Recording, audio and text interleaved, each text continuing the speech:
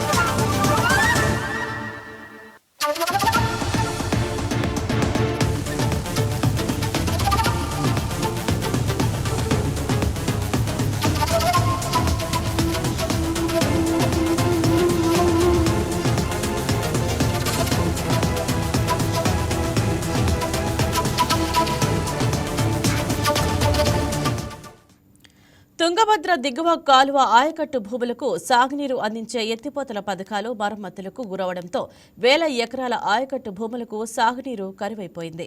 కర్నూలు జిల్లాలో పశ్చిమ ప్రాంతంలో 3 నియోజకవర్గాల్లో 66,000 ఎకరాలకు సాగునీరు అందించే గురు రాఘవేంద్ర ఎత్తిపోతల పథకాల మెయింటెనెన్స్ కోసం వైసీపీ ప్రభుత్వం విధులు కేటాయించకపోవడంతో ఎత్తిపోతల పథకాలు పనిచేయక రైతులు నష్టపోయారు. కూటమి ప్రభుత్వం అధికారంలోకి వచ్చిన తర్వాత Emmiganur TDP MLA J Nageswara Reddy Guru Raghavendra ఎత్తిపోతల పథకాలకు నిధులు మంజూరు చేయాలని ముఖ్యమంత్రి చంద్రబాబును కోరారు. దీంతో వేల ఎకరాల ఆయకట్టు రైతుల పరిస్థితిని దృష్టిలో ఉంచుకొని గురు రాఘవేంద్ర ఎత్తిపోతల పథకాల నిర్వహణకు ప్రభుత్వం 4.30 కోట్ల నిధులు మంజూరు చేశారు. దీనిపై మరింత సమాచారాన్ని మా Rayalaseema special correspondent Srinivas live ద్వారా అందిస్తారు. గుడ్ ఆఫ్టర్నూన్ శ్రీనివాస్, చెప్పండి. గత వైసీపీ ప్రభుత్వం గురు రాఘవేంద్ర ఎత్తిపోతల మెయింటెనెన్స్ కోసం విధులు మంజూరు చేశారా లేదా?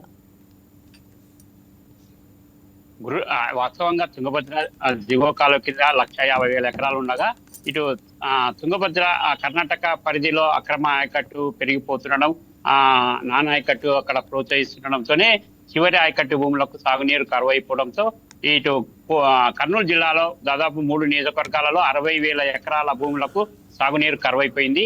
ఈ నేపథ్యంలో ఈ 3 నియోజకవర్గాలలోని 66,000 ఎకరాల రైతులను కాపాడాలన్న ఉద్దేశంతో గతంలో తెలుగుదేశం ప్రభుత్వ హయాంలో అప్పటి టీడీపీ ఎమ్మెల్యే బివి మోహన్ రెడ్డి హయాంలో తుంగభద్ర నది నుంచి 7 ఎత్తిపోతల పథకాలను నిర్మించి ఆ ఎత్తిపోతల పథకాల ద్వారా 3 నియోజకవర్గాలలో దాదాపు 60,000 ఎకరాలకు సాగునీరు అందించాలన్నది ఈ ప్రాజెక్టు యొక్క లక్ష్యం. తుంగభద్ర నదికి నీటి ప్రవాహం కొనసాగుతున్న సమయంలో 5 టీఎంసీల నీటిని ఎత్తిపోయడం ద్వారా ఆయా 3 నియోజకవర్గాలలోని దాదాపు 10 మండలాలలో 66,000 ఎకరాల భూములకు సాగునీరు ఇవ్వాలన్నది ఈ ప్రాజెక్టు లక్ష్యం. అయితే దురదృష్టవశాత్తు గత వైసీపీ ప్రభుత్వంలో ఈ 9 ఎత్తిపోతల పథకాలకు సంబంధించి 5 ఏళ్లలో కనీసం మెయింటెనెన్స్ కు నిధులు కేటాయించకపోవడంతో పూర్తిగా అవి పక్కన పడేసినట్లయింది. ఈ నేపథ్యంలో గత వైసీపీ ప్రభుత్వంలో ఇటు తెలుగుదేశం పార్టీ నేతలు, రైతులు ఎత్తిపోతల పథకాలను మరమ్మతులు చేసి తమకు సాగునీరు అందించాలని ఎంత డిమాండ్ చేసినప్పటికీ అప్పటి పాలకులు పట్టించుకోకపోవడంతో దాదాపు 66,000 ఎకరాలకు పైగా రైతులు పంటలు నష్టపోవాల్సిన పరిస్థితి, చవిచూడాల్సిన పరిస్థితి ఏర్పడింది. ఇటు రాష్ట్రంలో కూటమి ప్రభుత్వం అధికారంలోకి వచ్చిన తర్వాత స్థానిక Emmiganur MLA TDP MLA J Nageswara Reddy ఈ ఎత్తిపోతల పథకాలకు సంబంధించి నిధులు మంజూరు చేసి దాదాపుగా 3 నియోజకవర్గాల పరిధిలోని 66,000 ఎకరాల భూములకు సాగునీరు అందించాలని ఇటు పలుమార్లు రాష్ట్ర ముఖ్యమంత్రి నారా చంద్రబాబు నాయుడు దృష్టితో పాటు అదేవిధంగా జలవనరుల శాఖ మంత్రి నిమ్మల రామనాయుడు దృష్టికి కూడా తీసుకువెళ్లారు.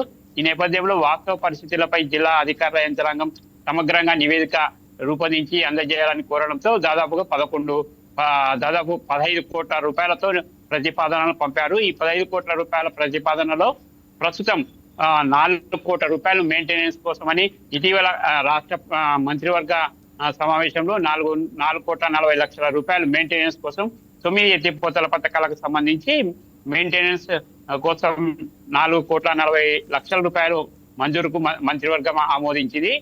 అదేవిధంగా మరో 19 కోట్ల రూపాయలను కేటాయించాల్సి ఉంది.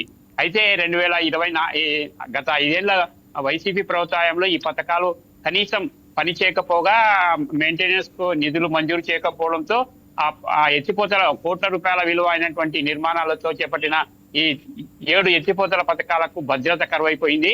2025లో ఆగస్టు నెలలో ఎత్తిపోతల పథకాలకు సంబంధించి భద్రత లేకపోవడంతో అక్కడ ఎత్తిపోతల పథకాలకు సంబంధించిన మోటార్లు, స్విచ్లు, స్టార్టర్లు, ఆయిల్, తర్వాత ట్రాన్స్ఫార్మర్లు కొందరు గుర్తు తెలియని వ్యక్తులు దొంగిలించుకోపోవడంతో మూలిగేనక్కపై తాటిపండు పడ్డ చందంగా మారింది ఇటు తుంగభద్ర దిగువ ఆయకట్టు రైతాంగం పరిస్థితి. ఒకవైపు మెయింటెనెన్స్ కోసం నిధులు మంజూరు చేయకపోవడంతో ఆ పథకాలన్నీ నిరుపయోగంగా మారాయి.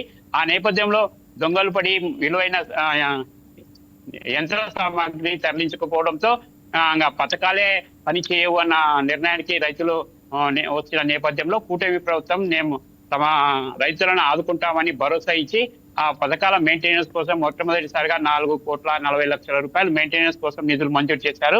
ఈ నిధులతో అక్కడ పనిచేసే సిబ్బందికి శాలరీతో పాటు వాటి భద్రత కోసం అదేవిధంగా చిన్న చిన్న మరమ్మతులు చేసేందుకు రాష్ట్ర మంత్రివర్గం 4,40,00,000 రూపాయలు నిధులు మంజూరు చేసింది.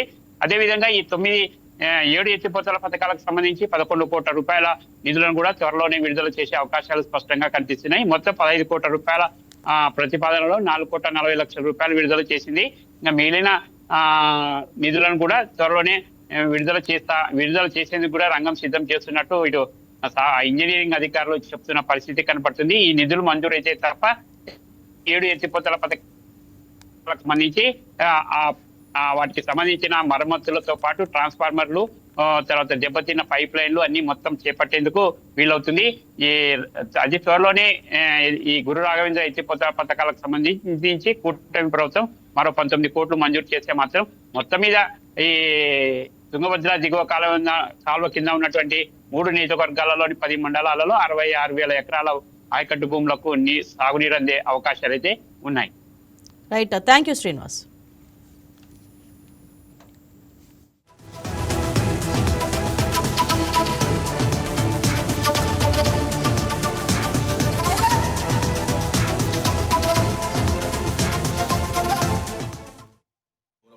మంత్రివర్యులు శ్రీ బివి మోహన్ రెడ్డి గారు ఎంతో ప్రతిష్టాత్మకంగా రైతులను ఆదుకోవాలి, వాళ్ళు పంటలు పండించుకోవాలనే ఉద్దేశంతో గురు రాఘవేంద్ర ప్రాజెక్టు ఎత్తిపోతల పథకాన్ని తీసుకురావడం జరిగింది. తదనంతరం ఆ ప్రాజెక్టు యొక్క ద్వారా వచ్చేటువంటి నీటిని రైతులందరూ సాగునీటిని వినియోగించుకొని ఎంతో సంతోషంగా గడిపారు. అయితే గడిచిన 5 సంవత్సరాలు వైసీపీ ప్రభుత్వం అధికారంలోకి వచ్చిన తర్వాత ఆ ప్రాజెక్టును పట్టించుకున్న పాపానే పోలేదు. అప్పుడున్నటువంటి మన శాసనసభ్యులు శ్రీ చెన్నకేశ్వర రెడ్డి గారు కూడా ఆ ప్రాజెక్టు గురించి పట్టించుకోలేదు.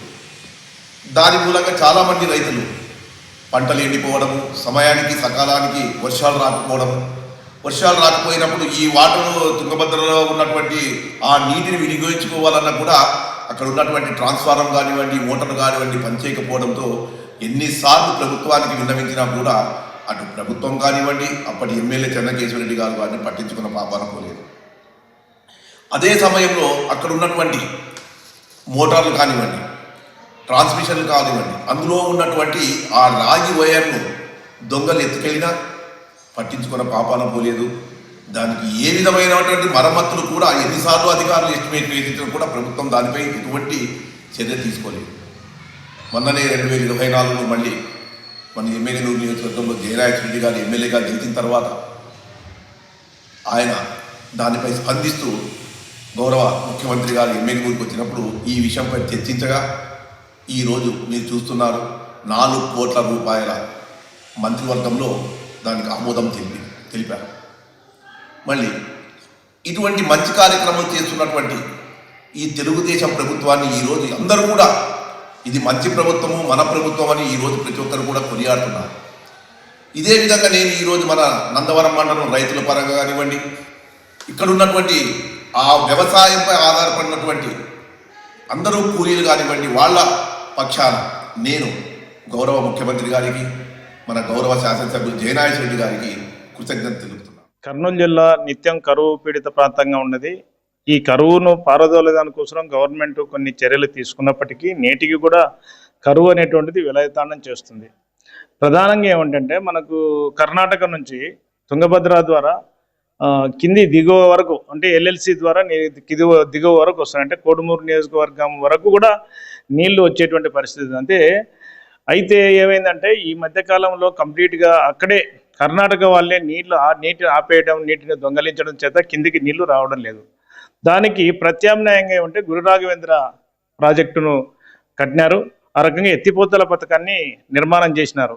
సుమారుగా 3 నియోజకవర్గాలు 10 మండలాలకు ఆ ఎత్తిపోతల పథకం ద్వారా నీళ్లు వస్తున్నటువంటి పరిస్థితి ఉంది. 66,000 ఎకరాలకు నీళ్లు వచ్చేదానికి అవకాశం ఉంది.